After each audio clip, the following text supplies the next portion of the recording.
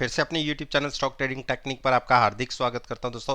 आज हमने एक बहुत बड़ी मूव देके सेशन क्लोज किया और एक तरीके से ये कह सकते हैं कि ये शॉर्ट कवरिंग रैली भी थी, क्योंकि जब 250-300 पॉइंट की निफ्टी के अंदर मूव देखी जाती है तो उसमें 50% पार्टिसिपेशन शॉर्ट कवरिंग का होता है।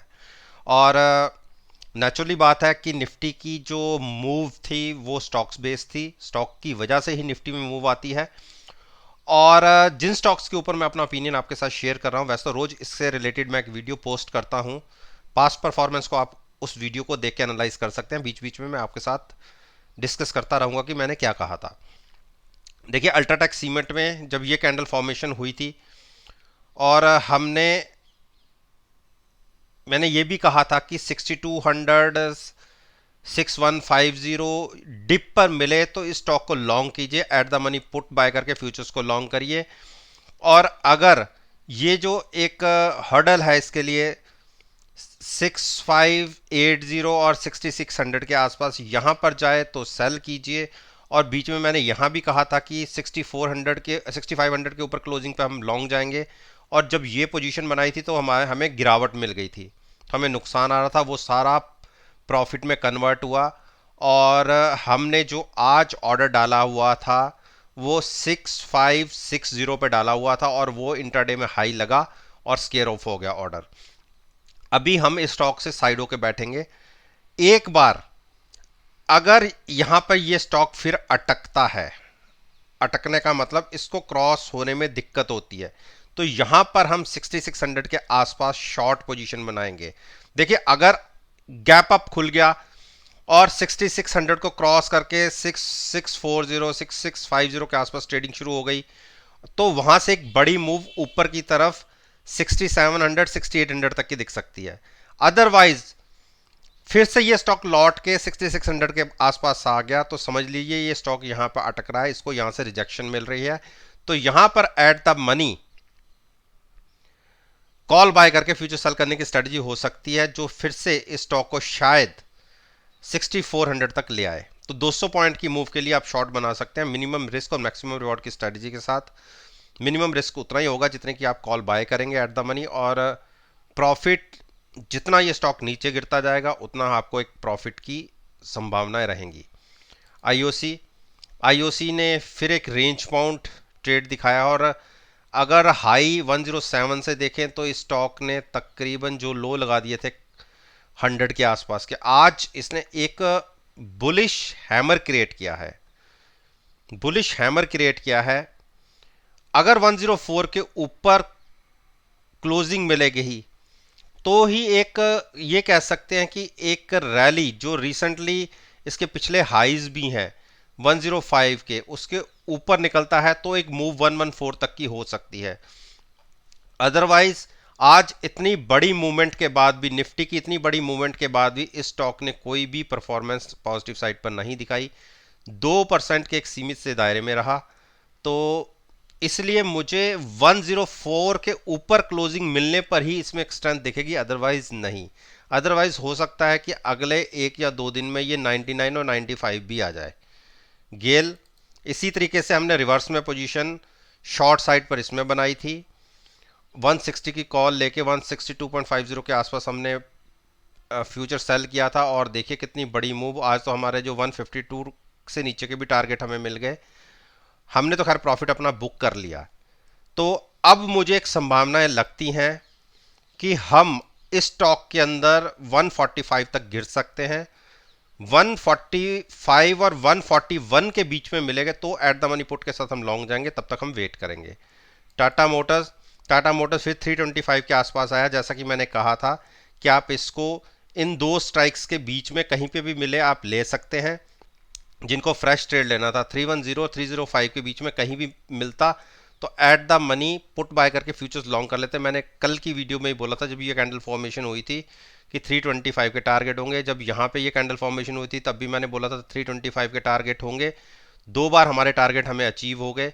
आज क्लोजिंग मिली है 322 के 23 के आसपास। देखिए, इसका एक क्राइटेरिया है स्टॉक को ट्रेड करने का कि अपना एक होराइजन रख लीजिए कि आपको 5% लेना है, 6% लेना है। जब आपका वो प्रॉफिट आ जाए तो वहां पे अपने स्टॉक को एग्जिट कर लीजिए और फिर जब इतनी करेक्शन मिले तो आप वहां पे ऐड कीजिए। शॉर्ट मत कीजिए स्टॉक को, डिप पर हमेशा बाइंग करिए और एट द मनी पुट साथ में लॉन्ग कीजिए। यही क्राइटेरिया अब भी रहेगा। अब भी मेरा ये मानना है कि 310 और 308 के बीच में मिले तो लॉन्ग में जाइए, यहां से तकरीबन 15-16 रुपए नीचे एट द मनी साथ में पुट जरूर लॉन्ग बाय कीजिएगा और फ्यूचर्स को लॉन्ग रखिए। देखिए यूपीएल, यूपीएल ने मेरी सोच के बिल्कुल अगेंस्ट ट्रेडिंग दिखाई है और इसमें मैंने जैसे ये मूव मिली थी यहां पर, और मैंने क्या कहा था कि आरएसआई जब ओवर बॉट हो जाएगी, और देखिए 80 के आसपास है और अभी भी करेक्शन का नाम नहीं है स्टॉक के अंदर, जबकि मैं 75 और 77 के बीच में कह देता हूं कि हम यहां पे एक रिवर्स पोजीशन बना सकते हैं, और हमने बनाई भी। हमने 700 की कॉल बाय करके फ्यूचर सेल किया था। देखिए 700 में कॉल में तो हमें बहुत प्रॉफिट आ रहा है, लेकिन उससे 3 से 4% एक्स्ट्रा हमें फ्यूचर्स में नुकसान है। तो मान लीजिए अगर ये स्टॉक एक मूव और दिखा देता है, दे वैसे तो हाई से गिरा है ये स्टॉक तकरीबन 15 रुपए, लेकिन कल अगर फिर मूव मिल जाती है और किसी कारण से ये स्टॉक 780, 790, 800 तक चला जाता है, तो हम अपनी कॉल जो नीचे प्रॉफिट आ रहा है उसका प्रॉफिट लेंगे और कॉल को कर देंगे ऊपर शिफ्ट, और फिर गिरने की एक पॉसिबिलिटी में इस स्टॉक को कंटिन्यू करेंगे जैसा कि हमने फ्यूचर्स में ट्रेड बना रखा है। उस केस में अब क्योंकि आपकी जो सपोर्ट लेवल है वो भी स्टॉक प्राइस के साथ साथ बढ़ता जा रहा है, अब जो स्टॉक का जो सपोर्ट लेवल होगा वो 690 का होगा, लेकिन हम 725 या 730 के प्राइस के लिए तो अपने स्टॉक को कंटिन्यू कर ही सकते हैं। अगर स्टॉक 780, 790 के आसपास पहुंचता है तो वहां पर at the money call buy करके फ्यूचर्स को एज इट इज सेल रहने देंगे और अपनी नीचे वाली पुट से एग्जिट होके वो कॉल से एग्जिट होके ऊपर वाली कॉल बाय करके हम फ्यूचर को as it is sell side पर कंटिन्यू करेंगे।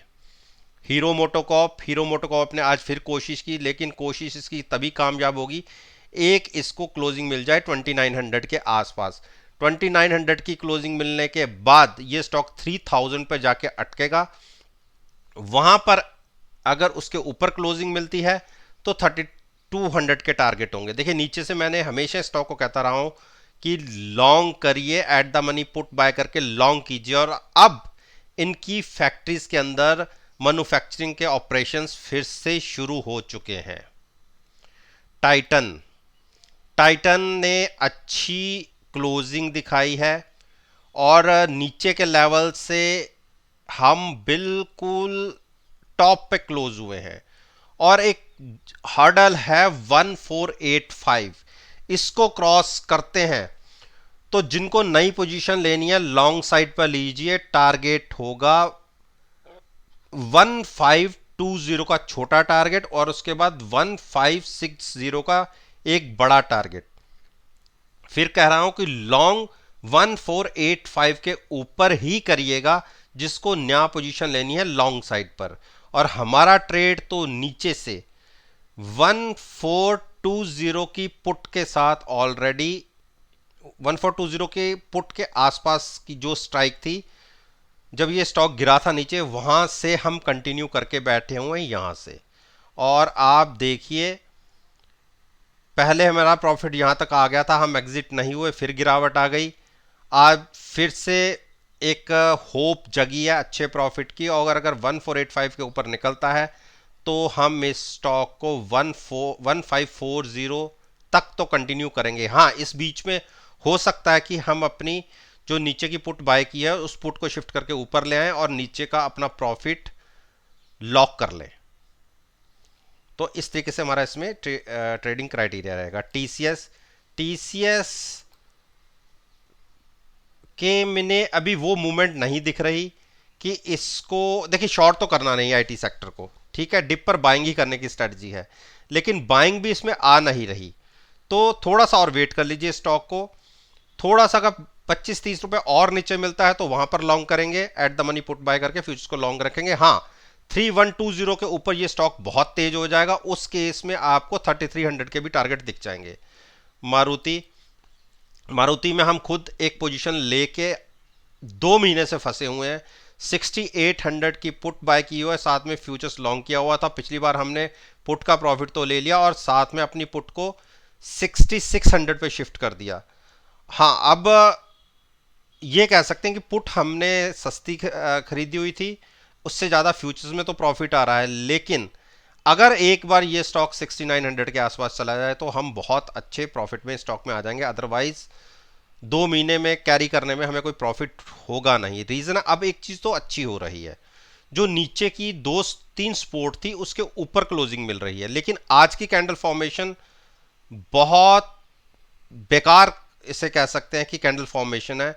निफ्टी 250 पॉइंट ऊपर जाके क्लोज हुई है और ये अपने हाई से देखिए बिल्कुल अपनी सपोर्ट के आसपास क्लोज हुआ है। तो इस स्टॉक को बहुत जबरदस्त हर्डल मिलती है। ये 6875 या 6900 को क्रॉस ही नहीं कर पा रहा। हाँ, ये मानता हूं कि जिस दिन इसने 6900 को क्रॉस कर दिया, 7000 आप हो सकता है अगले 1 घंटे में ही देख लीजिएगा। तो अच्छा ये है कि 3 मूविंग एवरेजेस के ऊपर क्लोजिंग मिल रही है पिछले 5 दिन से। लेकिन आज के लिए नेगेटिव न्यूज ये है कि ऊपर से ये बिल्कुल नीचे की लेवल पे क्रॉस हुआ है, एक बेरिश डोजी क्रिएट हुआ है। मेरे को तो ये लगता है कि हो सकता है कि इसमें गिरावट कंटिन्यू हो जाए और अगर कल 6700 के आसपास ओपन होता है तो आप इसमें 50 to 60 पॉइंट की गिरावट देख सकते हैं। तो अभी वेट एंड वॉच की स्ट्रेटजी रखिए जिन्होंने नया ट्रेड लेना है। हमारा ट्रेड तो हम इसको कंटिन्यू करेंगे ही। ब्रिटेनिया ने आज वो कोशिश की कि जो मेरा एक टारगेट था 3550 का, उसको क्रॉस हो जाए। लेकिन अगर आप सुबह के सेशन की बात करें तो एफएमसी सेक्टर में बहुत अच्छी तेजी थी, लेकिन इस स्टॉक ने उस हिसाब से परफॉर्म नहीं किया। बाकी मैं बता देता हूं कि हम इसमें कहां से फंसे हुए थे। 3675 के आसपास जब ये स्टॉक था तो हमने वहां की पुट बाय करके फ्यूचर्स को लॉन्ग किया था, जबकि यहां का प्रॉफिट हमने सारा बुक किया हुआ है। उसके बाद गिरावट में हमने बाय किया था, लेकिन गिरावट और गहरा गई। हमें पुट में तो फायदा हुआ, बहुत बढ़िया फायदा हुआ, लेकिन फ्यूचर्स में उसके साथ नुकसान ज्यादा था। फिर हमने ये सारा प्रॉफिट बुक किया जो हमें पुट में मिल रहा था और हमने पुट शिफ्ट कर दी 3400 पे और वहां से अपने ट्रेड को एज इट इज कंटिन्यू रखा। और मैंने कहा था कि अब यहां से जो मूव हमें मिलेगी वो हमारा और एडिशनल प्रॉफिट होगा। तो उस ट्रेड को अभी भी हम कंटिन्यू कर रहे हैं। मेरा यह मानना है कि अगर 3550 के ऊपर क्लोजिंग मिलती है तो 3615 एक हर्डल होगा। उसके ऊपर तो ये स्टॉक 3770 जहां से हमने गिरावट दिखाई थी वहां तक चले जाएंगे। तो हमारी पोजीशन तो कंटिन्यू लॉन्ग साइड पर है। जिसको नई पोजीशन लेनी है 3550 के ऊपर ट्रेडिंग मिलने पर लीजिएगा, एट द मनी साथ में पुट बाय कीजिएगा और फ्यूचर्स को लॉन्ग कीजिएगा। तो दोस्तों, ये मैंने निफ्टी इंडेक्स के 10 स्टॉक्स के ऊपर अपना ओपिनियन आपके साथ शेयर किया है। मेरा मानना है कि अगर मेरी इस वीडियो को आप 18 मई के सेशन के साथ एनालाइज करेंगे, यकीन मानिएगा आपको बहुत अच्छे पॉजिटिव रिजल्ट्स देखने को मिलेंगे। अगर वीडियो अच्छी लगी हो तो इसे लाइक कीजिए, शेयर कीजिए और मेरे YouTube चैनल पर मेरे साथ जुड़िए, उसको सब्सक्राइब कीजिए और साथ में बेल आइकन के बटन को प्रेस करना मत भूलिएगा ताकि नोटिफिकेशन टाइम से आप तक डिलीवर हो सके। इस बात के साथ मैं आपसे विदा लेता हूं और एक नई वीडियो के साथ फिर से आपके सामने आऊंगा। तब तक के लिए धन्यवाद।